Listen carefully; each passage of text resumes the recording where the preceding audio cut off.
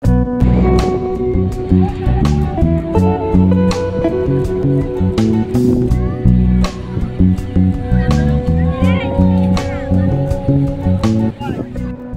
আলাইকুম।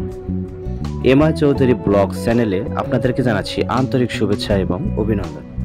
আশা করি সবাই ভালো আছেন। এই চ্যানেলের এটি আমার প্রথম ভিডিও এবং প্রথম ব্লগ, তাই সবাই চ্যানেলটি সাপোর্ট করবেন এবং এই চ্যানেলের নতুন নতুন ভিডিও পেতে চ্যানেলটি সাবস্ক্রাইব করে বেল বাটন বাজিয়ে রাখবেন। বন্ধুরা, আজকের ভিডিওটি হচ্ছে ট্যুর অফ কক্সবাজার। আমার একদিনের কক্সবাজার ভ্রমণের অভিজ্ঞতা শেয়ার করলাম। বন্ধুরা, কক্সবাজার বাংলাদেশের সবচেয়ে জনপ্রিয় পর্যটন অঞ্চল, তাই এখানে প্রতি বছর লাখ লাখ পর্যটন ঘুরতে আসেন। বিশ্বের সবচেয়ে বড় সমুদ্র সৈকত কোনটি? কক্সবাজার? না, যদি এটা জেনে থাকেন তাহলে ভুল জেনেছেন। বিশ্বের সবচেয়ে নিরবিচ্ছিন্ন সমুদ্র সৈকত হলো ক্যাসিনো সমুদ্র সৈকত, যেটি ব্রাজিলে অবস্থিত। আর কক্সবাজার রয়েছে পৃথিবীর দীর্ঘ সমুদ্র সৈকতের মধ্যে 4 নম্বর। এই সূত্রটি আজকের পত্রিকা। সে যাই হোক, 120 কিলোমিটার দৈর্ঘ্যের কক্সবাজার সমুদ্র সৈকত যে কাউকে মুগ্ধ করবে। এখানে রয়েছে বিভিন্ন দর্শনীয় স্থান, যা দেখতে লাখ লাখ পর্যটন ছুটে আসেন এই কক্সবাজারে। কক্সবাজারের দর্শনীয় স্থানগুলোর মধ্যে Sugandha beach, Laboni point, Moheshkhali, Inani point, Ramu, Burmese market, Himchhari, Patuartek beach, fish world, Jhaubon উল্লেখযোগ্য। কক্সবাজার ভ্রমণের জন্য সর্বনিম্ন 2 দিন সময় হাতে নিয়ে ভ্রমণ করা ভালো। আমরা কর্মব্যস্ত মানুষ, তাই কক্সবাজার একদিনেই ভ্রমণ করলাম। একদিনের কক্সবাজার ভ্রমণ কতটুকু করলাম, কি কি দেখলাম, সেই বিষয়টি তুলে ধরার চেষ্টা করব, তাই সম্পূর্ণ ভিডিওটি দেখতে থাকুন।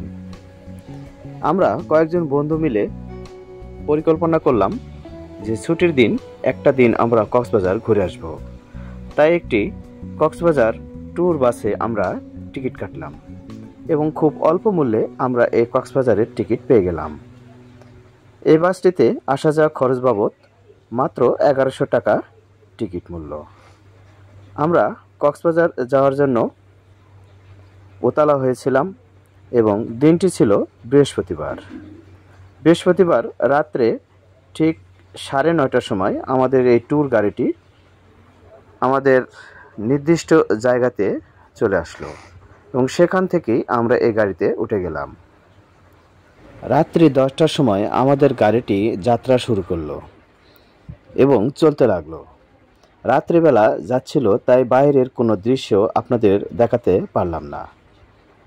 রাত ঠিক 12:30টার সময় আমাদের গাড়িটি ব্রেক দিল, সেটি হচ্ছে কুমিল্লা একটি রেস্টুরেন্টে। তো কক্সবাজার যাওয়ার জন্য আমাদের আগে থেকে একটি পরিকল্পনার প্রয়োজন আছে। বাসে, ট্রেনে, প্লেনে যে কোনোভাবেই কক্সবাজার যাওয়া সম্ভব। আমাদের গাড়িটি কুমিল্লা রেস্টুরেন্টে ব্রেক দেওয়ার পরে আমরা সেখানে হালকা পাতলা নাস্তা করলাম এবং এখানে আরেকটি জিনিস আমার চোখে পড়ল, সেটি হচ্ছে এই রেস্টুরেন্টে প্রত্যেকটা খাবারের মূল্য অনেক বেশি। তাই আপনারা এই রেস্টুরেন্টে খাওয়ার আগে অবশ্যই দাম দর জেনে খাবার খাবেন। আমি বেশি কিছু খেলাম না, কারণ যাত্রাপথে আমি বেশি কিছু খাই না, শুধুমাত্র চা খেলাম এবং এই চাটি একটি স্পেশাল চা, যার মূল্য নিল আমার কাছ থেকে 30 টাকা 1 কাপ। চা পান করার শেষে আমরা আবারও সবাই মিলে গাড়িতে বসে গেলাম। গাড়িটি চিটাগাংয়ের অভিমুখে যাত্রা শুরু করলো। যেতে যেতে ফজরের আজান দিয়ে দিল এবং কোনো এক মসজিদের পাশে গাড়িটি ব্রেক করলো। এটি সম্ভবত কক্সবাজারের আগে এবং চিটাগাংয়ের পরে এমন কোনো স্থান হবে। আমরা সবাই সেই মসজিদে ফজরের ফরজ সালাত আদায় করলাম। এভাবে চলতে চলতে সকাল ঠিক 8টায় আমাদের গাড়িটি ডলফিন মোড়ে এসে পৌঁছল এবং আমরা সবাই সেখানে নেমে গেলাম।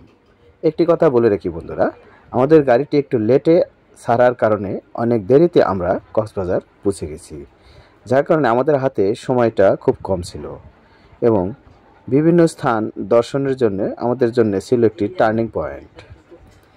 তো সেখানে নেমে আমরা সবাই মিলে একটি চাঁদের গাড়ি ভাড়া করলাম। একটি কথা বলে রাখি, চাঁদের গাড়ি ভাড়া করার সময় অবশ্যই সেই ড্রাইভারের সঙ্গে কথা বলবেন, কোন কোন পয়েন্টে আমাদের ঘুরে দেখাবে, কতটুকু সময় থাকবো এবং কোন সময় ফিরে আসব, সে বিষয়টি। আমাদের একদিনের ট্যুর ছিল, তাই অল্প সময় হাতে। এই পরিকল্পনায় আমরা সবাই মিলে 2700 টাকায় এই গাড়িটি ভাড়া করলাম। চাঁদের গাড়ি আমাদের নিয়ে যাচ্ছিল হিমছড়ির পথে। যেহেতু আমার প্রথম ট্যুর এবং প্রথম যাত্রা এবং রাস্তাঘাটগুলো খুবই অপরিচিত, তাই আমি আমার মোবাইলের ক্যামেরায় এগুলো ধারণ করার চেষ্টা করছিলাম। আমার সাথের বন্ধুরা খুবই উতলা ছিল, তারা খুব এনজয় করছিল। কিন্তু আমি ভাবছিলাম যে বাংলাদেশটা এত সুন্দর, সমুদ্রের পাশ দিয়ে বয়ে যাওয়া একটি আঁকাবাঁকা পাহাড়ি রাস্তা আসলে খুবই মনোমুগ্ধকর। আমরা যারা বিভিন্ন স্থান পরিদর্শন করি বা ট্যুর দিই, তারা অবশ্যই জানি যে আমরা একটি গণ্ডির মধ্যে অবস্থান করি। যখনই আমরা ট্যুরে যাই তখনই আমাদের মনটা ভালো হয়ে যায় এবং প্রত্যেকটা মানুষেরই অন্তত বছরে 2টা ট্যুর দেওয়া প্রয়োজন, দিলে অবশ্যই মন ভালো থাকে। সেই প্রত্যাশায় আজকের এই ট্যুর। বন্ধুরা, ভিডিওটি কেমন লাগবে জানি না, তবে কক্সবাজার ট্যুরটি ছিল আমার কাছে খুবই এক্সপেন্সিভ, যেহেতু আমার জীবনে প্রথম কক্সবাজার ভ্রমণ। তাই সেভাবে শেয়ার করতে পারছি কিনা জানি না, তবে যতটুকু দেখেছি তাই আপনাদের কাছে বলার চেষ্টা করছি। কক্সবাজার থেকে হিমছড়ি যাওয়ার পথে সমুদ্রের পাশ দিয়ে যে রাস্তাটি, সেটি ছিল খুবই মনোমুগ্ধকর। সাগরের সেই গর্জন শোনা যাচ্ছিল, এক পাশে পাহাড়, অপর পাশে সমুদ্র। বেশ মনোমুগ্ধকর একটি পরিবেশ ছিল। আমরা সবাই চাঁদের গাড়িতে চড়ে খুব এনজয় করতে করতে চলে গেলাম পাটোয়া টেক বিচে। প্রথম পাটোয়া টেক বিচে নেমেই চাঁদের গাড়িওয়ালা ভাইকে জিজ্ঞেস করলাম এরপরে আমাদের গন্তব্য কোথায়। যেহেতু আমরা কেউই চিনি না, তাই ওখানকার গাড়িওয়ালা ভাইরা আমাদেরকে ট্যুরিস্ট হিসাবে কাজ করবে এবং দেখায় দিবে কোথায় কিভাবে যেতে হয়। তবে একটি কথা মনে রাখবেন, অবশ্যই কক্সবাজার গেলে প্রত্যেকটা স্থানে আপনি দাম দর করে নেবেন।